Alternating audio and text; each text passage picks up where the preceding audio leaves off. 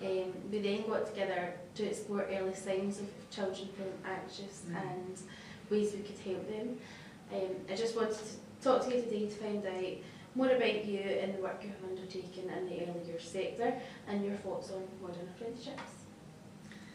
Wow, my thoughts on modern apprenticeships are that it's the best model. You know, it's great to learn some of the ideas, some of the research behind things, but what I love about apprenticeships is that you actually get to go and do the work. So you get to, as you did in Old Lane, you put it into practice and then you get support to understand why you would do that.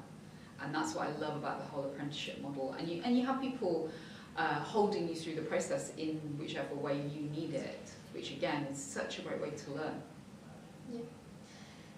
So, what is the most fulfilling part of your job? I think the most fulfilling part of my job is when you are, however I do it really, whether it's because I'm speaking at a conference or I'm training or I'm working one-to-one with a parent or a foster carer, that I see that moment where they go, oh, I get it. I get it, and I think I can do this. And that's just worth everything. So what has been the highlight of your career to date? Ooh, it's really hard to pick. Pick one thing. I think doing work with young people. I worked with young people for a while, where things were going really badly wrong in their lives, and I got to do some one-to-one work with them to look at this. So that was a highlight for me, because it felt like a great privilege to spend time with them and to learn about their aspirations. Despite that life had been so difficult for them, actually they still had real aspirations, as I know many of the apprenticeships, that's what drives them. So that was very humbling. So what inspired you to support early years practitioners in settings? I think it's because I was an early years practitioner. That's how I began, and so I have a memory, and I remember how hard it is. That it's a really, really tough physical job, but also emotionally. And then several years ago, I started learning all the science behind how children grow up, how they develop, how their brains and bodies develop. And then I realised that early years is the most important part of the child's life.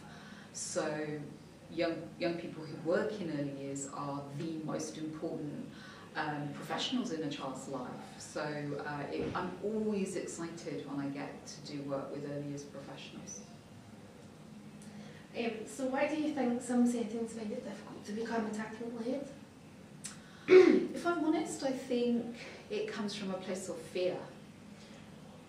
Because I think that if you have never ever thought, actually, never mind, you know, focusing on counting or writing, early writing skills, but actually what I have to focus on is building the relationship with this child, and you don't know what that means or what that feels like, but you do know what it means to, you know, teach them to count or teach them to start to read, then that's very frightening to move away from kind of the normal, traditional rewards, consequences, teach counting. It's a lot scarier place to go to, but as we know, it's a lovely place to go to, but it's unfamiliar.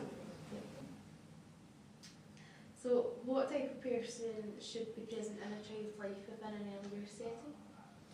The type of person is one who is prepared to make it all about the children.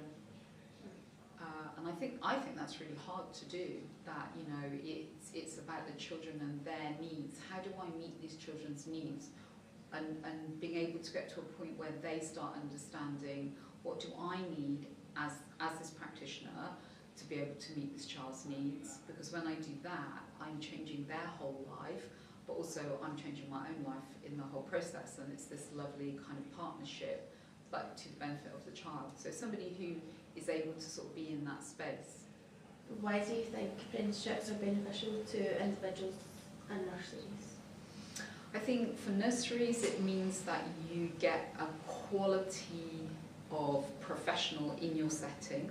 You get somebody who's been through a process, who's been mentored, educated, and been able to practice all that in a kind of safe way, that they've been held through that process. And I think for individuals, you get a chance to grow and to really learn stuff about yourself. So you're not only learning the skills of the job, why you would do the job, how you show up for a job, but there's also this massive growth, you know, personal growth that you then go through that can open all sorts of doors in yourself and opportunities. And I mean, you know, you being a shining example of ending up winning an award that you probably never even knew there were awards. It's like, who would have known in that short space of time you could go from that to that? That's pretty incredible. Yep. So how do you think we could make the early years sector a more attractive career choice for young people? I think by people like me sending very clear messages about the importance of the role that you do. That after the parents, you are the next key people that will shape that child's brain development, their physical health, their mental health, and their ability to be curious enough to learn. So that of all the professions that child will come into contact with, this is actually the most important one, and that we get that message out there and we make the rest of the world see this is a serious profession. It's not just a job.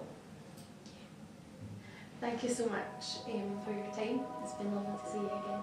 Thank you.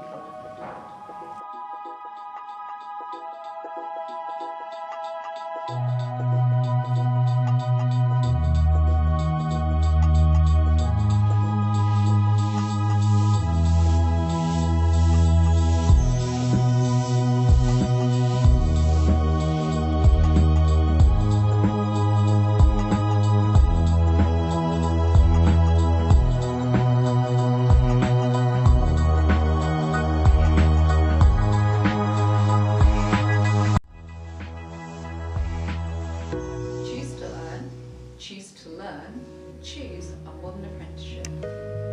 Cheers to